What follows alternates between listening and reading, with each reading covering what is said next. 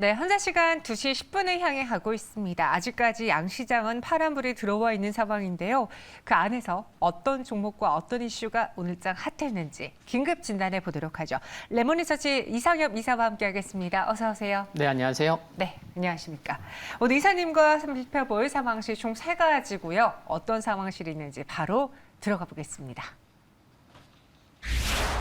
2분기 실적 그 이후는 어떨까요? 에코프로비엠에 대해서 살펴보겠습니다. 사실 오늘 뭐 새로운 뉴스가 나온 건 아니에요. 그런데 최근에 주가를 봤을 때 현재 구간에 매수를 해볼까? 그래서 개인적으로 투자자분들이 궁금해하실 것 같아서 꼽았습니다. 호실적을 발표했음에도 그날 반짝 올랐다가 사실 좀 많이 밀려서 아쉬웠던 종목이었잖아요. 그 이후의 흐름은 전체적으로 어땠을까요? 네, 실적 발표하고 그 이후로 좀 밀렸다가 네. 이제 좁은 박스권 흐름을 보였었는데요. 참 실적만 놓고 봤으면 왜 이렇게 좀 못 갈까라는 생각이 들었는데 네. 이제 잠정 실적을 다시 한번 말씀을 드리면 2분기 영업이익이요. 작년 한 해 영업이익의 89%를 했습니다. 그러니까요. 네, 그러니까 2분기가 이제 작년 한 해치를 일을 다 했다. 뭐 이렇게 봐도 무방할 정도로 실적이 잘 나왔었는데요. 그 역시나 실적이 잘 나왔다 보니까 시간 문제일 뿐 좀 돌파, 좀 좋은 흐름 나오지 않을까 그런 생각도 할 수 있었던 그런 실적이었는데 수급을 살펴보면 기관은 실적 발표 이후에 7월 한 달간 약 한 500억 원을 매수했던 것도 이제 확인할 수가 있는 부분이고요.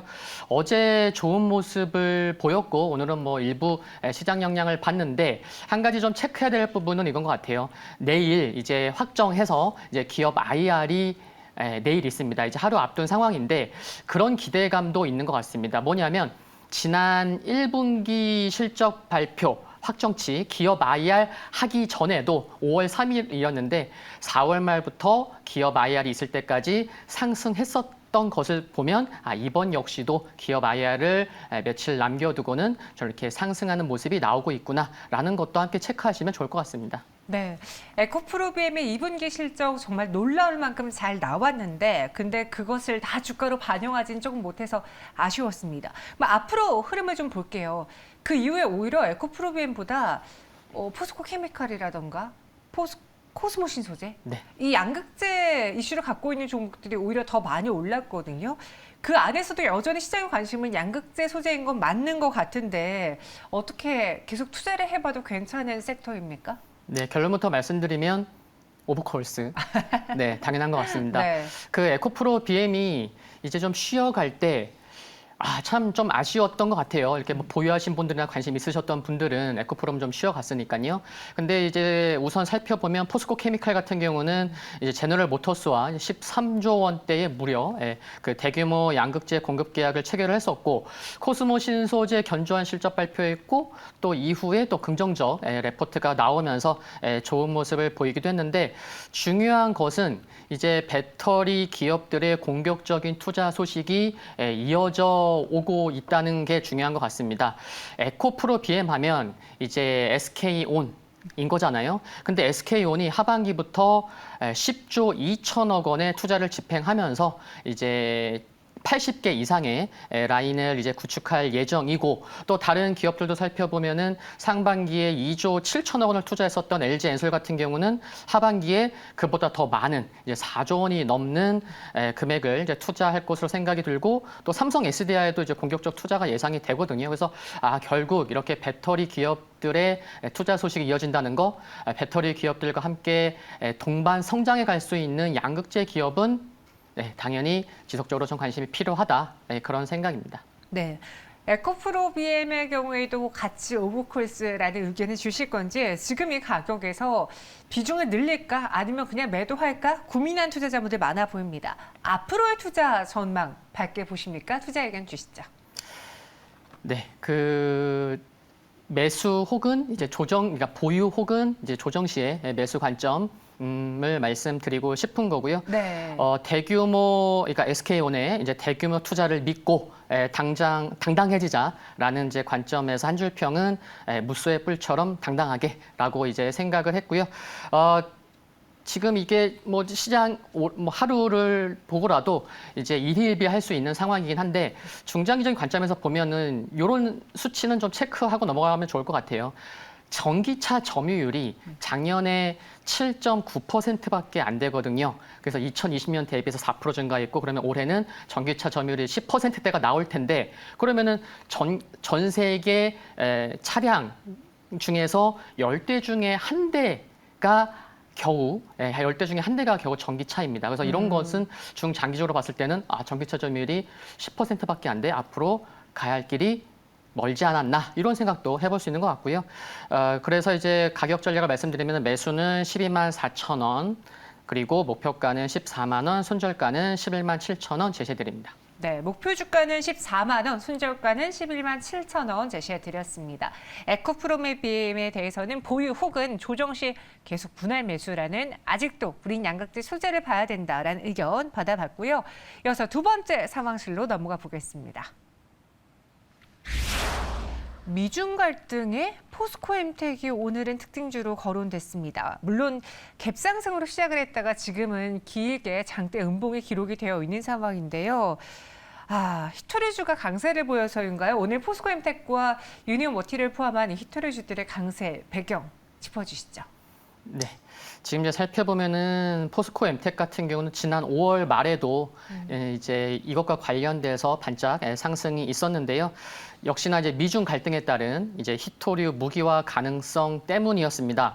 지금 낸시 펠로시 미국 하원 의장의 이제 대만 이제 방문 이슈인데 이제 시진핑 주석이 10월 달에 20차 당대회를 통해서 3연임을 이제 될 텐데 그런 수순을 밟을 거고 그러면은 그 이후에는 국정 과제 중에서 가장 중요한 것 중에 하나가 대만 통일일 텐데 또 지금 8월에 중요한 또 회의가 있죠. 베이다오 회의가 있는데 이게 보통 7월 말부터 8월 중순까지잖아요. 근데 이 회의가 끝나기도 전에 미국 권력의 서열 3위인 낸시 이제 펠로시 의장이 온다고 하니 미중 갈등의 불씨가 될 수밖에 없는 것 아닌가 그런 생각을 하는 거고요.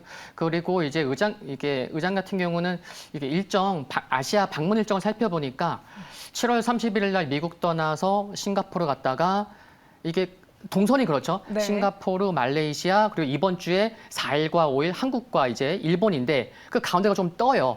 그리고 또 위치상 또 그 사이에 또 대만이 있기 때문에 패스를 하냐 아니면 갈까 싶었는데 지금 외신 보도는 뭐 오늘 밤이나 또 내일 오전에 좀 뭐 방문할 것 같다. 그래서 지금 제가 본 거는 뭐 오늘 밤 뭐 10시 몇 분이라는 뭐 수치까지 좀 나오는 것 같기도 한데 그런 우려가 좀 시장에 좀 영향을 주는 것 같고 포스코엠텍은 그래서 좀 아침부터 좋은 흐름이었던 것 같습니다. 네.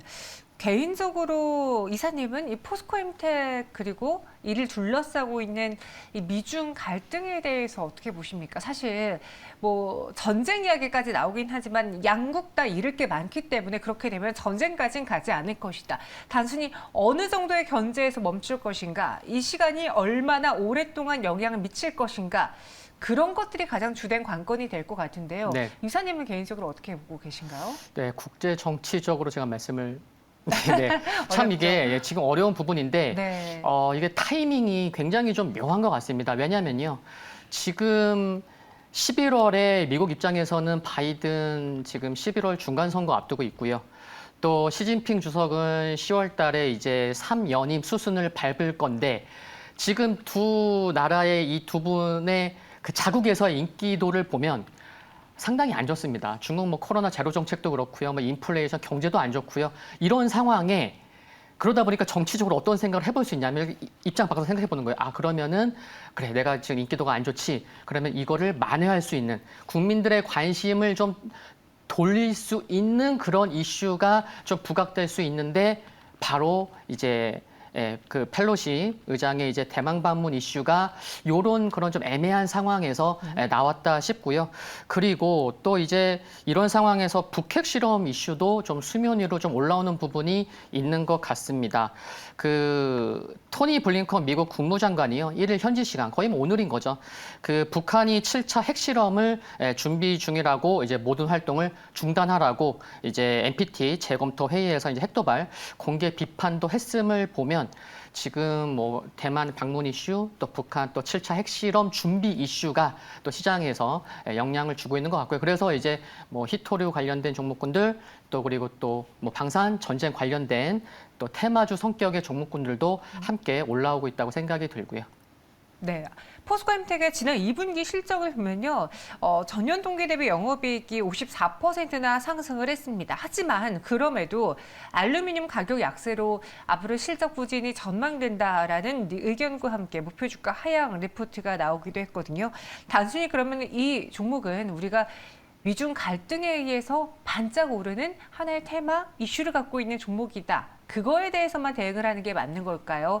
포스코엠텍을 좀 길게 우리 지난번에도 그랬잖아요. 러우 전쟁 갑작스럽게 펼쳐졌을 때 물론 지금 이게 미중 전쟁이라는 건 아니지만 그런 리스크가 있었을 때 그와 정반대로 방산주라던가 해지 역할을 할 수 있는 종목들이 분명히 나왔거든요. 네. 이번에는 포스코엠텍의 그 주인공이 될지 의견 한번 주시죠. 네, 진짜 이런 의견을 말씀드리려면 진짜 제가 매매하는 입장에서 네, 그래야지만 좋아요. 이제 정확히 좀 말씀드릴 수 있는 것 같습니다. 상반기 영업이익이 100억 나왔었고요. 근데 이제 하반기 실적 우려가 있어요. 그런데 또 시장도 이렇게 주춤할 수 있고 좀 다시 소강 상태일 수 있는 시점에서 이와 같은 이슈로 이렇게 종목이 급등을 한다면은 비중 조절 혹은 익절을 통해서 현금화 전략이 좀 나은 게 아닌가 그런 생각이고요. 그래서 한 줄 평은 영화 범죄 도시 버전으로 이래도 안 파니 이렇게 한 줄 평을 하겠고요. 근데 변수들이 참 많습니다. 그 펠로시 의장이 이제 진짜 방문을 할지 말지 할 것 같긴 하지만 할지 말지 하고 나서도 그분의 언행 한국과 일본 오기 전에 그런 언행에 따라서 또 시장에 미치는 영향도 있을 것 같고요. 그렇지만 이제 추가 반등 시에 매도 고려하자라는 전략을 말씀드리겠고, 7,500원 이상에서의 좀 분할 매도 좀 고려해보자라는 말씀을 드리는데, 단 여기서 중요한 게요. 오늘 시가 부근, 그러니까 7,200원에서 7,300원의 그 위치 가격에 장기 이평선 240일과 200일선과 241일선이 있기 때문에 제가 지금 말씀드린 7,500원 이상으로 가기 위해서는 오늘의 시가 부근을 좀 강하게 돌파할 필요가 있겠다는 것은 좀 참고해야겠습니다. 알겠습니다. 오늘의 시가가 지금 16%의 갭상승으로 문을 열었거든요. 이 선을 지키지 않는다면은 그때는 더 위험해질 수 있다. 그런 네. 말씀이신 거죠? 알겠습니다. 그래서 한 줄 평 좀 안타깝지만 이래도 안판이라고 주셨습니다. 마지막 상황실 넘어가 보시죠. 악조건에도 호실적을 기록한 FNF, 바로 중국 봉쇄 때문에 걱정을 많이 했는데 그를 딛고 호실적을 기록을 했습니다.